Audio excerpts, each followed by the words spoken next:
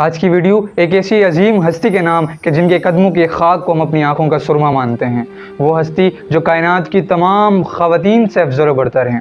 آج ہم ذکر کریں گے شہزادی کونین، جگر گوشہ رسول علیہ السلام سیدہ فاطمہ الزہرا سلام اللہ علیہا کا، کہ جن کی پاکیزہ زندگی رہتی دنیا تک کے لیے مشعل راہ ہے۔ جب میں فضیلت کی بات کرتا ہوں تو میرا ایمان ہے کہ حضرت فاطمہ الزہرا سلام اللہ علیہا کائنات کی وہ عظیم خاتون ہے کہ جن کا مقام اللہ اور اس کے رسول کے نزدیک سب سے بلند ہے۔ آپ صرف ایک بیٹی نہیں تھی، بلکہ آپ حیا اور تقوی کا وہ عظیم ترین معیار ہیں جس تک کوئی دوسری عورت نہیں پہنچ سکتی۔ حضور پاک نے خود فرمایا کہ فاطمہ تمام جہانوں کی عورتوں کی سردار ہے۔ آپ کی عظمت کا اندازہ اس بات سے لگائیں کہ جب آپ محفل میں تشریف لاتی تو کائنات کے سب سے افضل انسان حضور نبی کریم صلی اللہ علیہ وسلم اپنی جگہ سے کھڑے ہو جاتے، اپنی چادر بچھاتے اور آپ کو اپنی جگہ پر بٹھاتے۔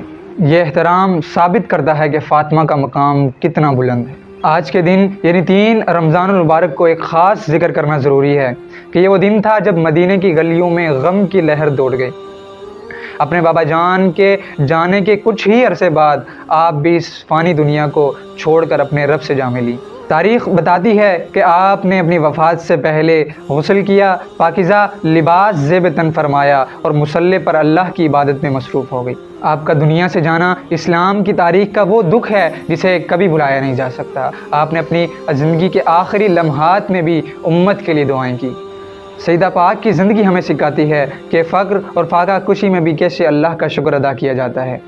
آپ نے گھر کی چکی بھی پیسی، بچوں کی تربیت بھی کی اور اسلام کے دفاع میں اپنے گھرانے کی قربانی بھی پیش کی۔ آپ کا پردہ اور حیا ایسی تھی کہ وفات کے بعد بھی آپ نے وصیت فرمائی کہ میرا جنازہ رات کی تاریکی میں اٹھایا جائے تاکہ کسی غیر محرم کی نظر نہ پڑے۔